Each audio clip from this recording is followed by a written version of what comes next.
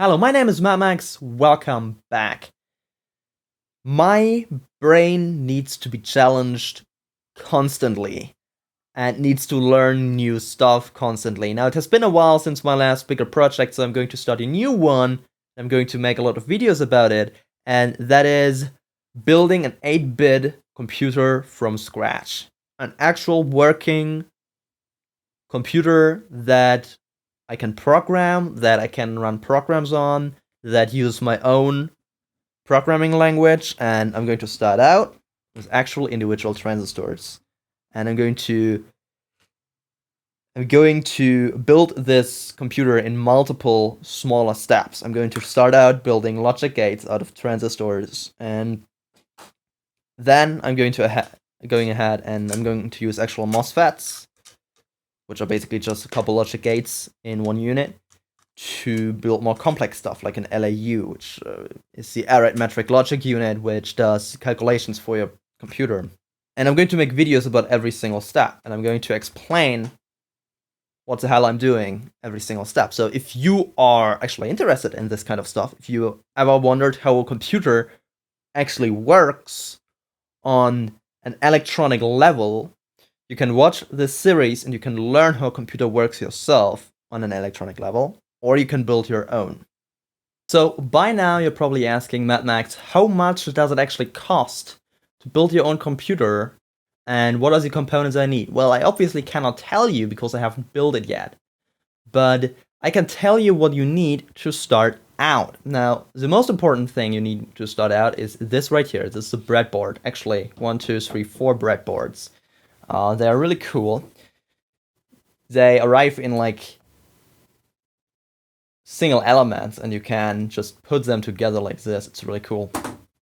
And the cool thing about a breadboard is that you do not need to solder, and it's really simple to build circuits on a breadboard.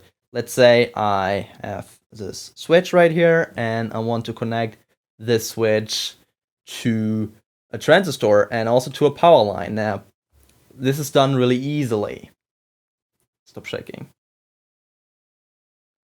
This is done really easily, so I just plug in a transistor here, and then I'm going to take a cable, and I connect the cable to one of the power lines and the switch, and another cable from the switch to the transistor. That's it. Circuit done. That's it. It's that easy with a breadboard. Get a breadboard, it's awesome.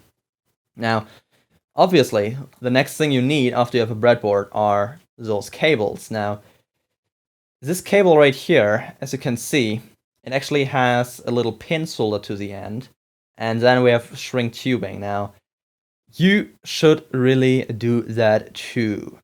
Okay, you can buy cables like this, or you can actually buy crimps that you can put on the end of the cable. But you should definitely, one way or another, get a cable with a pin. Now, the way I did it, I just buy 10 meters in basically 5 different colors, and 10 meters of this cable, this is 0.1 millimeter cable, costs you about 70 cents. It's really, really inexpensive. And you don't have high current, so a thin cable is okay. Now, why should you have one with a pin? Or why should you solder a pin to the end? And the reason is, if you put cables in and pull them out, then put them in again, and pull them out again, and you repeat this about 5,000 times, the cable breaks if you do not have a pin. Get a pin. Alright. So, oops. Next thing you need, after you got your breadboard and your cables, obviously you want to have transistors. That's how a transistor looks, and I will actually explain what a transistor does later on. Those are also really inexpensive, maybe 10 cents per transistor. Now, the thing you should get is an NPN transistor.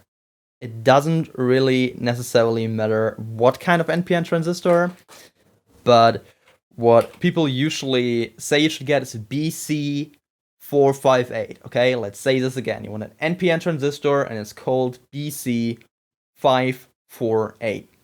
That's the one you should get. This is not a 548, but it doesn't matter. Now, a transistor alone is not enough. You also need a couple of resistors. Now, those are 1K and 10K resistors, and you should get like a shit ton of them. Also really inexpensive. Basically, there are metal and there are like carbon resistors. The carbon resistors are cheaper, the metal resistors are a little bit better. Carbon resistors are good enough, okay? But the price difference isn't so big anyway. You need at least 1K and 10K, and then it really depends on what exactly you want to build. For example, I have those bar LEDs right here that are really cool. So as you can see, those are basically 10 LEDs in one stick. And those require like 2.2 volts and I don't know, 25 milliamperes. So because of that, I need like 112 ohm transistors, resistors, but it really depends on what you get. Also, you need switches. You need about 6. So, right? Also really inexpensive. Those are 3301 switches. Okay, you need about 6 of those. And for transistors, you need at least 2, but you will destroy a couple, so get more. And finally, from an electronic standpoint, you want this. Let me show you this. It's an incredibly awesome little thing. An incredibly awesome little thing. It doesn't look like much, I know. But this thing right here is an integrated circuit. You don't have to worry about what this is at the moment. It's an integrated circuit, and it's called 4011. Okay, 4011. Just look up your electronics shop and search for 4011 or a MOSFET 4011. You will find one of those. Buy one of those to begin with. Those things are really awesome. There are tons of those sort of things. They all do different stuff. And they are called the 4000 series. And they all start with 40, right? So 4000 series probably is the best. And in fact, just today, just a couple hours ago, I received a shipment of 4011s, and I bought about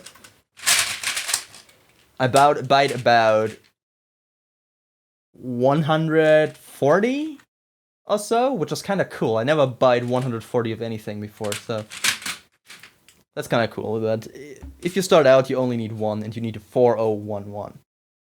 Okay, so again, what do you need? You need a breadboard. You need cables, you need transistors, at least 2, you need switches, at least 4, you need resistors, at least 1K and 10K, and you need a 4011. Then you should also get LEDs. You see I have LEDs right here. You need at least 1 LED. But again, LEDs are inexpensive, just buy a couple, okay? You need LEDs, because that will be your output in the beginning. And if you buy an LED with an integrated resistor, about 5 volts. Now, final thing you need is a power supply. I'm using a standard ATX power supply. It works fine. It's probably the cheapest method. But every power supply that gives you like 5 volts works, okay? You do not need to get like a special power supply. Just buy a 5 volt power supply. It's not like the stuff we're building has a lot of power consumption or anything. But, you know, you probably have one of those lying around anyway. Use it, right? It doesn't matter if it has 100 or 500 watts or whatever. Just get one. The cool thing about ATX is that ATX power supplies is they actually have a 5 volt line, which is the red line, right? The red line is 5 volt, the yellow line is 12 volt. So by getting 5 volts, there you go, right? That's basically your power supply.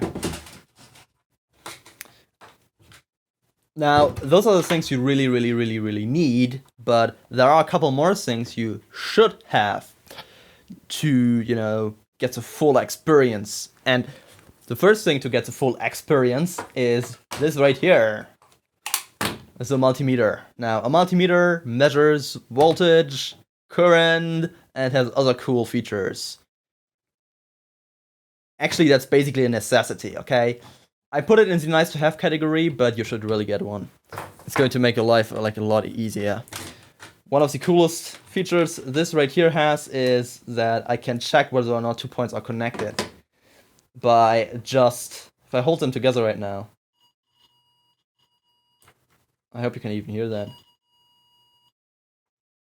Probably not. Right, let me attach this thing to my t-shirt so you can hear it. There you go. So I can check whether or not 2 points of this breadboard are connected. Come on. And that's going to be really, really, really, really, really, really important when you have a really complicated circuit. It's really handy if you're actually able to check whether or not 2 points are electrically connected or not. So that's definitely in the nice to have category. Then obviously small stuff like having an actual soldering iron that can also help. And obviously like a third hand. And that's basically it. That's all I can think about. A pen and paper. You probably have a pen and paper. So, thanks for your interest in the series so far. Thanks for watching this first episode. Oh, that's kind of cool. And till next time.